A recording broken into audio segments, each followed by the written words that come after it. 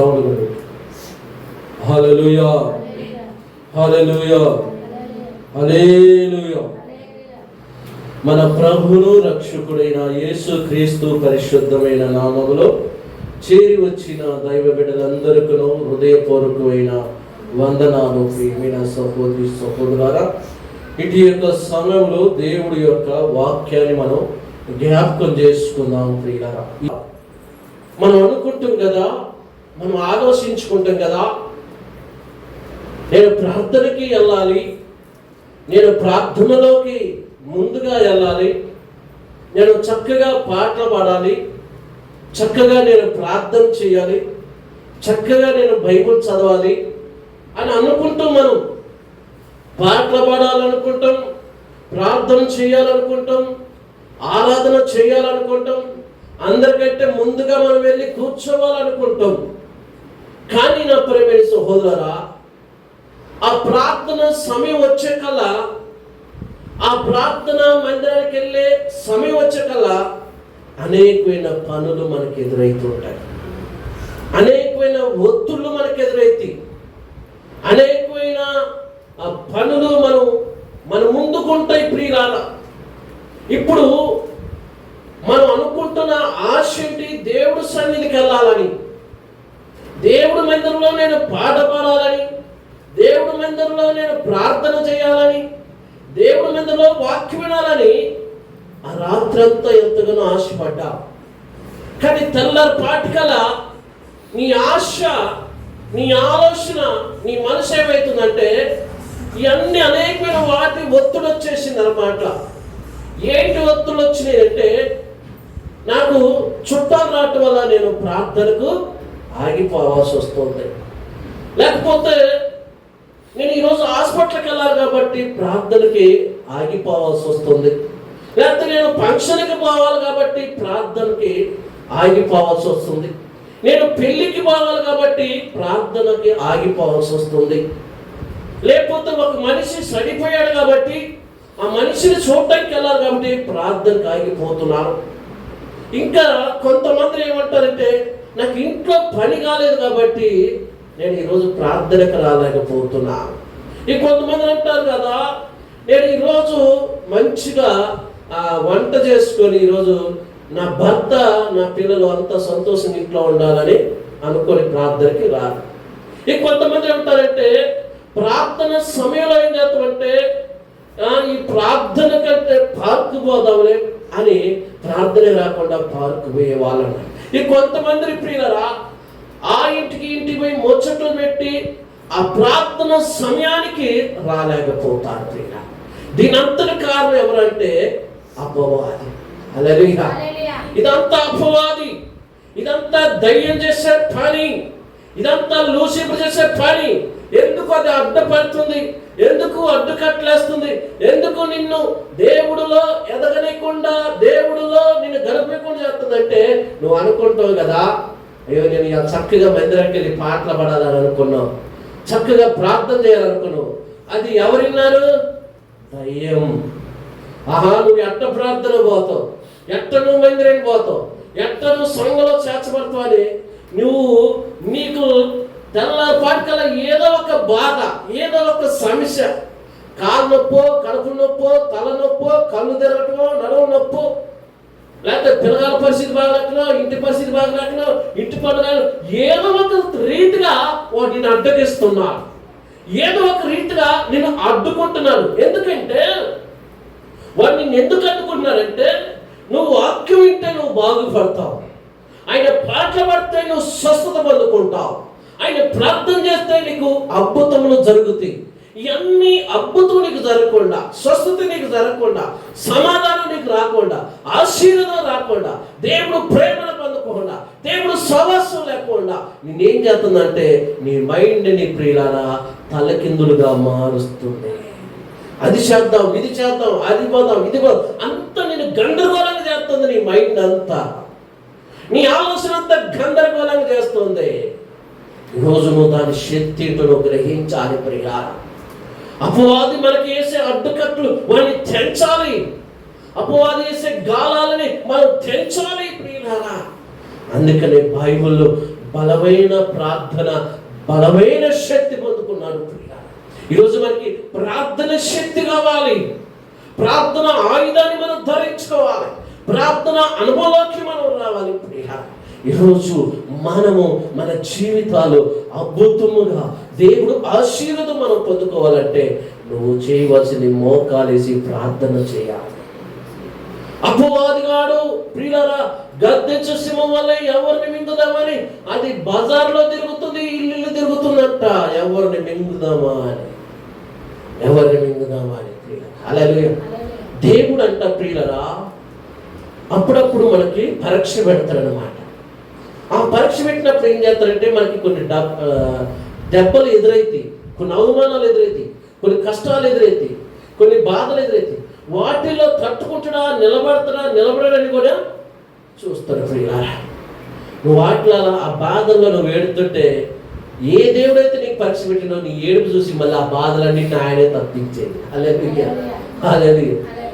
అప్పుడప్పుడు మన పిల్లగాల మీద కోపం వచ్చింది, గుడ్లంతా గొడ్ల గువ్వాలో చూస్తాం. ఇప్పుడు ఇలా ఎందుకు చూస్తాం? వాడు చేసే శాతాలు బాగాలేక, వాడు నడిచే నడక బాగలేక, వాడి బిహేవియర్ బాగలేక, వాడి క్యారెక్టర్ బాగలేక, వాడు మాట్లాడే తీరు బాగలేక, వాడు నడిచే నడక బాగలేక తల్లి కానీ తండ్రి కానీ కోపం వచ్చి వాడిని గద్దించిన, కోపం వచ్చి వాడిని కొట్టిన ఆ కోపంలో ఏర్పించిందంటే వాడు కొట్టాలనిపించింది.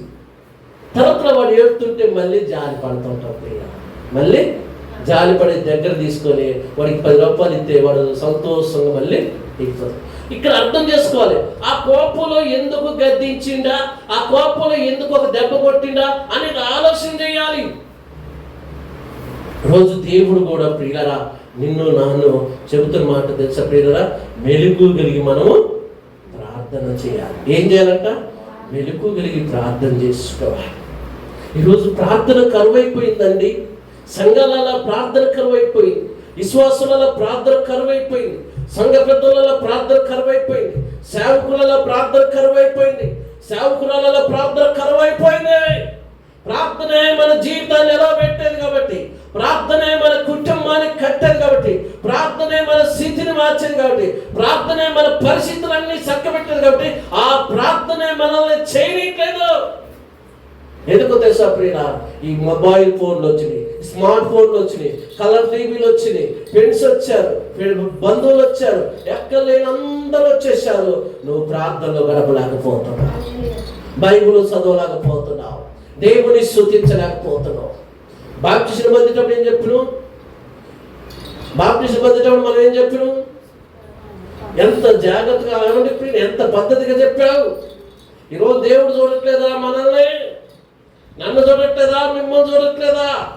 ఎవరు లెక్క వాళ్ళు అప్పు చెప్పాలి, ఎవరికి లెక్క వాళ్ళకే అప్పు చెప్పాలి. అందుకని దేవుడు చెప్తున్న మాట ఏదో తెలుసా ప్రియులారా? ఈరోజు నువ్వు అపవాదిని ఎదిరించాలంటే నీకు ప్రార్థన కావాలి. ఈరోజు పిల్లల సంఘంలోకి వస్తున్నా, నువ్వు ప్రార్థన చేస్తున్నావు, ప్రార్థనలోకి వస్తున్నా, నీవు నీకోసం ప్రార్థన చేస్తావు. కానీ ఇంటికడ నీకోసం ప్రార్థన చేసుకుంటున్నావా? నీ పిల్లల కోసం ప్రార్థన చేస్తున్నావా? నీ భర్త కోసం నువ్వు ప్రార్థన చేస్తున్నావా? నువ్వు వెళుతున్న ప్రయాణం కోసం ప్రార్థన చేస్తున్నావా? నువ్వు అనుకున్న పనులు జరగాలని ప్రార్థన చేస్తున్నావా? వ్యక్తిగతంగా నీకు ప్రార్థన చేసుకునే అలవాటు ఉందా? దేవుడితో గడిపే అలవాటు ఉందా? ఒక్కసారి ఆలోచించండి ప్రియులారా. మనకి ప్రియమైన సోదరా, మనము కడుపు నిండుగా అన్నం తినాలంటే ముందు కోరుతా అన్నం తినాలి, తర్వాత పెరుగుతా అన్నం తినాలి. అలాగే మనకు కూడా ప్రార్థన అనే ఆయుధం మనకి కావాలి. ఆ ప్రార్థన అనే ఆయుధం ఎలా కావాలో ఒక్కసారి బైబిల్లోకి వెళ్దాం ప్రియులారా, చూద్దాం. కీర్తనలో 95వ కీర్తన 7వ వాక్యం దేవుడు చెప్తున్న మాట ప్రియులారా, ఈరోజు నీకు నాకు పరిశుద్ధాత్మ దేవుడు సహాయం చేయుగాక, పరిశుద్ధాత్మ దేవుడు మనల్ని నడిపించుగాక. 95వ కీర్తన 7వ వాక్యం, రండి నమస్కారం చేసి సాగిల పడదాం, మనల్ని సృజించిన యెహోవా సన్నిధిలో మోకరించుదాము. హల్లెలూయా. రండి నమస్కారం చేసి సాగిల పడదాము. దేవుడు పిలుస్తున్నారు, రాండమ్మా, అమ్మా రండి, అయ్యా రండి, రండి రండి రండి రండి అంటే మాకు కుదరదండి, మాకు రావటం కుదరట్లేదండి. హల్లెలూయా. ఇప్పుడు బాగానే ఉంది ఆ పాప, రేపు పెద్దనే చూడు ఎట్టండి. హల్లెలూయా. దేవుడు నామానికి మహిమ కలుగును గాక. దేవుడు మనల్ని పిలుస్తున్నాడు ఈరోజు. రండి అంటే మనం ఎన్నో పనులు చెప్తున్నాం, ఎన్నో సాకులు చెప్తున్నాం, ఎన్నో మాటలు చెప్తున్నాం. పిల్లలు ఈరోజు దేవుడు నేను ప్రేమించి పిలుస్తున్నాడు. దేవుడు నేను ఆహ్వానిస్తున్నాడు. దేవుడు నీ పట్ల అద్భుతం జరిగించాలని, నీ కుటుంబం పట్ల అద్భుతం జరిగించాలని, నీ పిల్లల పట్ల అద్భుతం జరిగించాలని, నువ్వు చేయబోతున్న పనులన్నిట్లో కూడా దేవుడు నీకు తోడుకుండాలని, దేవుడు అద్భుతం చేయాలని దేవుడు ఏమన్నాడంటే రండి అంటున్నాడు. పిల్లరా రండి అంటే నాకు కుదరదు అని మనం అంటున్నాం. ప్రియులారా హల్లెలూయా.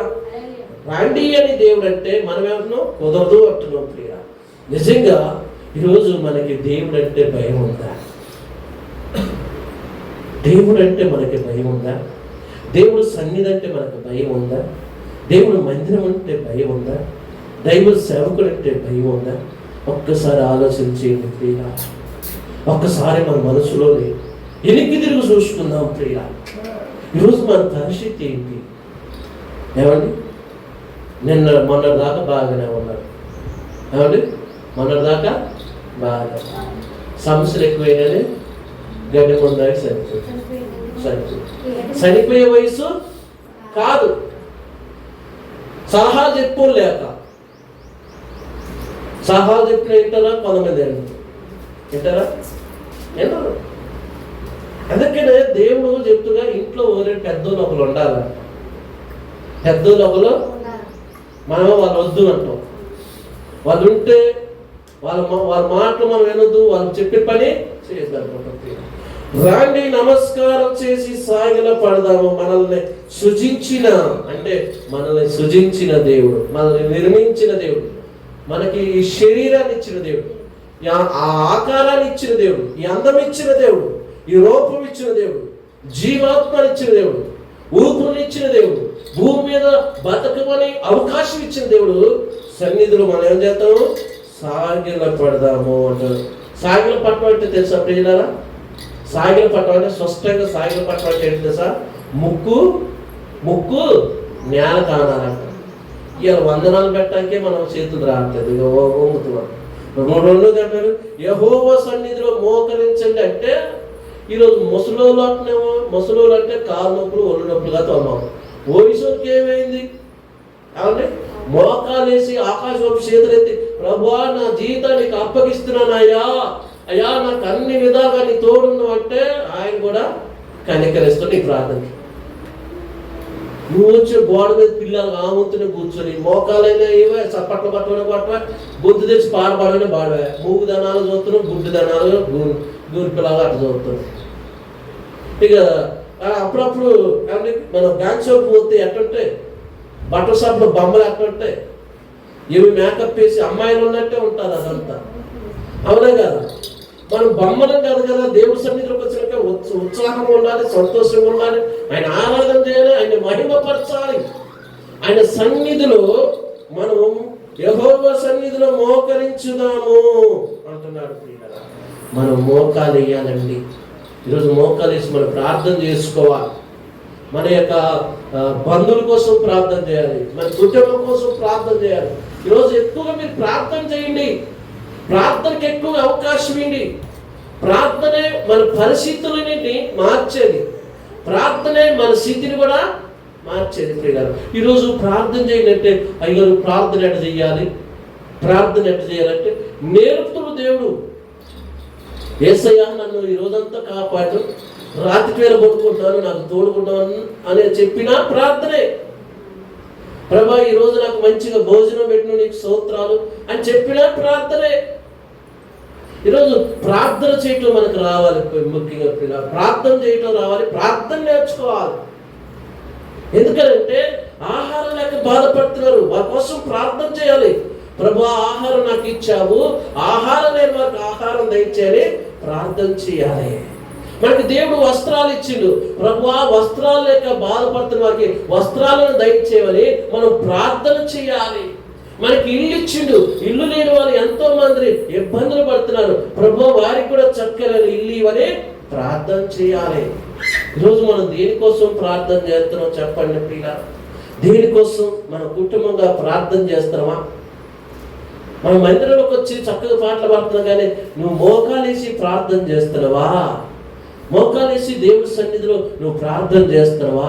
ఒక్కసారి మనం ఆలోచించి ఈరోజు నీవు పరిశుద్ధాత్మతో నింపబడాలంటే మోకాల ప్రార్థన అనుభవం మనకు కావాలి. మోకాల అనుభవం ప్రార్థనలో కావాలి ప్రియ. అందుకనే ఇక్కడ బైబిల్లో చెప్పబడుతుంది, రాండి అని పిలుస్తున్నాడు. ఆయన రమ్మంటున్నాడు. అందరూ రమ్మంటున్నాడు. ఆయన కులాన్ని చోట్ల, మతాన్ని చోట్ల, ప్రాంతాన్ని చోట్ల, రంగు చోట్ల అందరిని ఆహ్వానిస్తున్నాడు. అందరిని రాండి ఆయన సన్నిధిలోకి వచ్చి మోకరించి ప్రార్థన చేయండి. ఆయన ఇంకేమన్నాడు? నేడు మీరు ఆయన మాట అంగీకరించిన వేళలా ఎంతో మేలు. ఆయన మాట అంగీకరించిన వేళలా ఎంతో మేలు. అంటే ఆయన మాట వింటే మనకి ఏం జరిగిందంట? అండి? ఎవరి మాట వింటే? పొల్లమ్మ మాట వింటే ఏం మేలు జరగదు. సోరమ్మ మాటన్నా ఏం మేలు జరగదు. రంగమ్మ మాటన్నా ఏ మేలు జరగదు. ఎంకే మాటన్నా ఎవరు మాటినాలి? నీకు మేలు చేసే దేవుడు మాట వినాలి. నిన్ను సృజించిన యెహోవా మాట వినాలి. నిన్ను కాపాడుతున్న దేవుడు మాట వినాలి. ఆయన నిన్ను రాత్రి పగలు కంటి రెప్పలుగా కాపాడుతున్న దేవుడు మాట వినాలి. హల్లెలూయా, హల్లెలూయా. మనకి ఈరోజు మేలు కావాలా వద్దండి? కావాలి. నాకు మేలు కావాలి అన్నోళ్ళు ఒకసారి చప్పట్లు కొట్టండి. మేలు కావాలి అన్నోళ్ళు చప్పట్లు కొట్టండి. హల్లెలూయా. మనకి మేలు జరగాలి, మన బిడ్డలకి మేలు జరగాలి, మన కుటుంబానికి మేలు జరగాలి, మన యొక్క సంఘానికి అందరికీ మేలు జరగాలి. అందరికీ మేలు జరగాలంటే నువ్వు దేవుడు మాటింటే చాలు. దేవుడు మాటింటే చాలు ప్రియులారా. మరొకసారి చదువు ఆ మాట ఎంత బాగుందో. మొదట వచ్చిన ఫ్రెండ్స్ నమస్కారం చేసి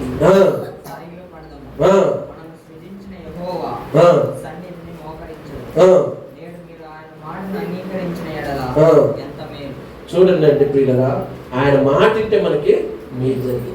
ఆయన మాట వినకపోతే మనకి మేలు జరగదు. ఆయన మాట ఏ మాట అంటున్నాడు? నీ కుటుంబాన్ని జాగ్రత్తగా చూసుకో, నీ పిల్లల్ని జాగ్రత్తగా చూసుకో, నేను అప్పగించిన ఆజ్ఞలో, నేను అప్పగించిన బైబిల్ను దాన్ని అనుసరించు, దాన్ని చదువు, దాన్ని పాటించు, దాన్ని వెంబడించు. అంటే ఈరోజు ప్రియులరా మనం ఎలా ఉన్నాం ఒక్కసారి ఆలోచించి. భక్తుడిని చూపిస్తానండి బైబిల్లో. ఈ భక్తుడు